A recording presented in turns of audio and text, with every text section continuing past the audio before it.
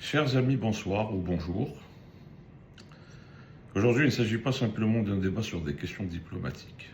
Il s'agit d'une question beaucoup plus profonde, une question presque identitaire en ce qui concerne notre pays. Alors la question est celle-ci, elle est très simple. Est-ce que l'Algérie est en train de s'adapter au monde ou est-elle en train de perdre ce qui faisait sa force? Car malaise, aujourd'hui, il est bien réel.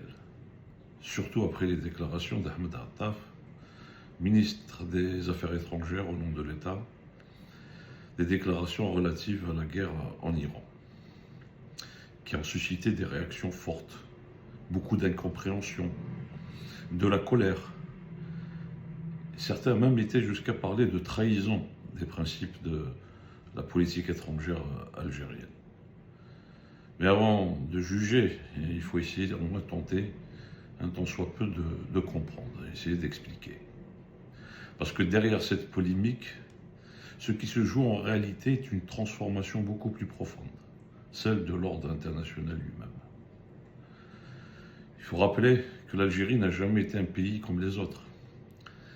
Elle est née dans la lutte de libération nationale, dans le refus de l'oppression, de la domination, du colonialisme, dans le sacrifice de millions de chouhadas.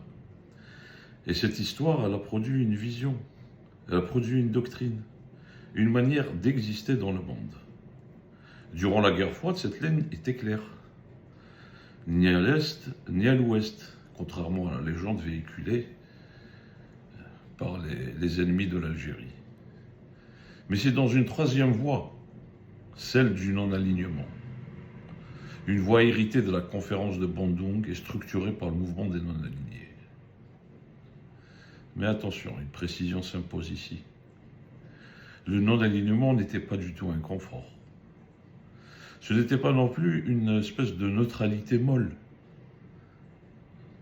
L'Algérie n'est pas la Suisse, comme le répétait le président Tebboune. Le non-alignement, c'est un acte politique fort. Le non-alignement ne signifie pas ne pas s'engager, ne pas prendre position, ne pas agir.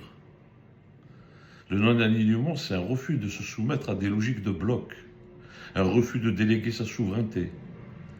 Et c'est surtout, et là j'insiste sur ce point, une confiance implicite dans une idée, celle qu'il existe encore des règles, qu'il existe un droit, le droit international, un cadre, le cadre des Nations Unies, même imparfait, mais suffisant pour permettre à des puissances moyennes, comme la nôtre, de tenir debout.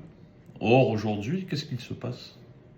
Il se passe que ce cadre se fissure, qu'il vole en éclats, tout simplement.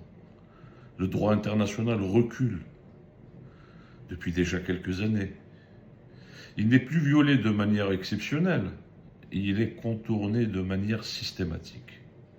Et dans ce basculement, il y a un facteur clé, l'évolution de la nature même du pouvoir. Des personnages comme Donald Trump n'incarnent pas seulement une imprévisibilité politique. Elles incarnent une rupture avec l'idée même de la légitimité juridique. Le pouvoir ne se justifie plus par le droit, il se justifie par lui-même, par la force, par l'intérêt, par la capacité imposée. On glisse alors vers une logique ancienne et une logique quasiment prémoderne, celle des légitimités de type de droit divin, non pas au sens religieux strict, mais au sens politique. Le puissant serait légitime parce que tout simplement il est puissant. Dans un tel monde, le droit devient secondaire, il devient optionnel, instrumentalisé. Et pour un pays comme l'Algérie, cela change radicalement les règles du jeu. Parce que le non-alignement reposait sur l'existence d'un minimum d'équilibre, d'un espace politique, d'une possibilité de dire non, sans disparaître, sans subir des sanctions. Mais quand cet espace se referme, le non-alignement devient plus difficile, plus risqué. Il devient plus exigeant. Alors oui, dans ce contexte, la prudence devient une nécessité. L'Algérie ne peut pas ignorer les rapports de force. Elle ne peut pas se permettre une posture irréfléchie. Elle doit protéger ses intérêts.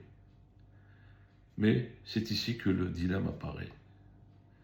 Parce que s'adapter à un monde sans règles peut conduire à intégrer ces logiques.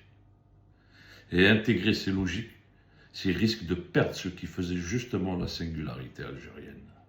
Une diplomatie fondée sur des principes. Lorsque l'Algérie prend position face aux tensions ou à la guerre impliquant l'Iran, elle ne fait pas qu'agir, elle se redéfinit. Condamner certaines actions de l'Iran, notamment les attaques contre les intérêts ou les bases américaines dans les pays arabes du Golfe, sans exprimer clairement une solidarité avec les populations civiles iraniennes touchées par des frappes israélo-américaines. Cette attitude n'est pas neutre, c'est tout simplement un signal qui peut être interprété, et ça a été le cas, on l'a vu sur les réseaux sociaux. Je ne parle pas des réactions qui ont été excessives, mais elles ont été interprétées comme une espèce de déséquilibre, peut-être même comme un glissement.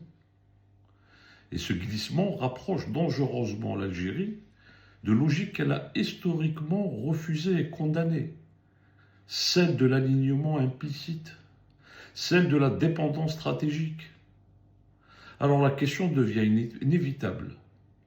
Elle n'est pas morale, elle n'est pas émotionnelle, mais profondément politique. Où s'arrête l'adaptation et où commence la transformation ou le renoncement. Parce qu'une diplomatie, ce n'est pas simplement la gestion des contraintes, c'est une projection, une vision. Et historiquement, cette vision avait un nom, c'était le non-alignement. Sans cette vision, il ne reste que la réaction. Un pays qui ne fait que réagir cesse progressivement d'exister comme un acteur. Il devient un espace d'ajustement. Alors au fond, la vraie question, elle est simple.